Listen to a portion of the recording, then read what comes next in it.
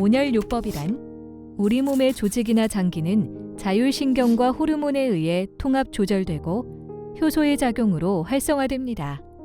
그리고 이러한 기능들을 연결시키고 필요한 물질을 순환하고 공급하는 일은 혈액이 합니다. 혈액은 조직이나 장기에 영양소와 산소를 공급하고 노폐물을 받아 배출하며 근육이나 간에서 생성된 열을 이동시켜 체온 분포를 일정하게 하고 림프와 함께 면역력에 관여합니다. 체온이 떨어지면 혈액의 흐름이나 효소의 작용이 저하되어 결과적으로 신진대사가 무너지고 면역력이 약화됩니다. 적정한 체온이 유지되고 혈액순환이 원활하면 병원균이나 스트레스에 대한 면역력이 높아져서 편안하게 생활할 수 있습니다. 온열요법은 몸을 따뜻하게 해서 무너진 건강체계를 활성화하고 신진대사를 활성화하는 방법입니다. 몸의 이상신호, 저체온. 오랫동안 인류가 생활해온 환경과 현대의 생활은 많은 차이가 있습니다. 정신활동에 집중하게 되면서 운동량은 줄어들고 과식하며 밤에도 많은 활동이 이어집니다.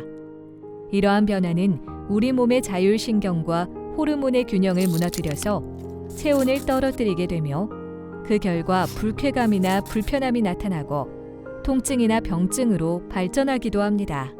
체온이 낮아진 것은 이미 몸에 이상이 진행되었다는 신호입니다.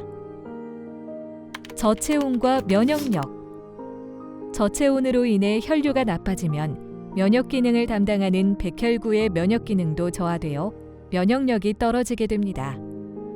이렇게 되면 외부로부터 침입한 세균이나 바이러스로부터 몸을 보호하기가 어려워지게 됩니다. 저체온과 암. 건강한 사람이라도 하루에 생기는 암세포의 개수가 5,000개 이상이라고 합니다. 그럼에도 암세포가 종양으로 발견되지 않는 이유는 우리 몸의 면역세포인 NK세포가 암세포를 사멸하고 증식을 억제하는 면역작용을 하기 때문입니다. 그러나 체온이 떨어지면 NK세포의 활동성이 둔해지고 암세포가 종양으로 될 확률이 높아집니다. 저체온과 효소. 저체온이 되면 무엇보다 심각한 것은 음식물의 소화, 흡수, 배설, 심지어는 호흡까지 관여하는 효소가 작용하지 않는다는 것입니다. 효소는 신체의 모든 생화학 반응에 관여하는 촉매제인데 체온이 32에서 33도 이하로 떨어지면 효소는 촉매작용 능력을 잃어버리고 우리 몸의 생화학 반응은 정지해버립니다. 체온을 올리면 모든 것이 좋아집니다. 이러한 저체온의 악순환에서 벗어나는 최선의 방법은 체온을 올리는 것입니다. 체온을 올리면 큰 건강 효과를 누릴 수 있습니다. 저체온은 스트레스가 가져오는 결과이지만 그 결과를 의식적으로 바꿔놓으면 신체 기능을 회복하고 스트레스에 대한 저항력을 기를 수 있습니다. 체온을 올리려면 지속적인 운동을 하는 것이 가장 효과적이지만 운동이 곤란한 경우 온열요법을 이용하면 체온을 손쉽게 올릴 수 있습니다. 온열요법의 종류. 온열요법에는 사우나, 반신욕, 족욕 등이 있으나 그중 부작용 없고 간편하고 경제적인 온열요법은 족욕입니다. 족욕은 따뜻한 물에 발을 담가 몸속에 열에너지를 전달하는 온열요법입니다. 사람의 몸은 70%가 물이기 때문에 같은 물질인 따뜻한 물을 이용하면 몸속으로 열에너지를 전달하기가 쉬워집니다. 따뜻한 물을 심장에서 멀리 떨어진 발에 사용하므로 열에너지를 몸에 무리 없이 전달할 수 있습니다. 족욕을 하면 발끝 부분은 물론 신체 속까지 따뜻해지고 좁아졌던 혈관도 넓어집니다. 혈관이 넓어지면 손과 발의 끝부분에 정체되어 있던 혈류가 촉진되어 혈액순환이 원활해지고 온몸이 따뜻해집니다. 그 중에서도 내장으로의 피의 흐름이 좋아지면 내장 기능을 지배하고 있는 자율신경의 활동이 정상화되고 낮은 체온에서 활성을 잃었던 효소가 다시 활동하기 시작함으로써 신진대사가 활발해집니다. 건식 족욕.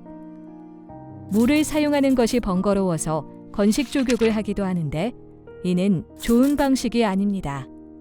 공기는 열을 차단하므로 건식으로 따뜻해지려면 히터의 온도를 많이 높여야 합니다. 이렇게 되면 발의 표면만 뜨겁게 되고 피부의 수분을 빼앗겨 상하게 되므로 몸에 오히려 해가 될 수 있습니다. 또한 건식 조교기는 조교기에 묻은 땀으로 인한 악취로 인해 계속적인 사용이 곤란해질 수 있습니다. 사우나는 고열을 이용하게 되는데 인체 내부가 충분히 활성화되기 전에 땀을 흘리게 됩니다. 강한 열 스트레스로 급격한 체온 상승을 막기 위해 선택적으로 땀을 흘리게 되므로 수분 손실과 탈수 현상을 유발할 수 있어 무리하게 계속하면 오히려 건강을 해칠 수도 있습니다.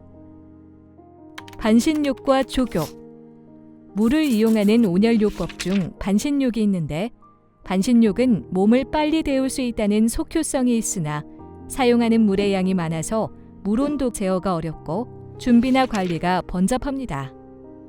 또한 온도를 유지하기 위해 물을 계속 데워야 하며 여러 사람이 사용하게 되면 위생상의 문제가 발생합니다. 반면 족욕은 사용하는 물의 양이 적기 때문에 준비나 관리가 간편하며 적은 비용으로 꾸준히 실천할 수 있습니다. 족욕을 하면 통증이 완화되고 불편함이 개선되어 몸을 편안히 할 수 있습니다. 매일 하는 족욕, 건강을 지키는 좋은 습관입니다.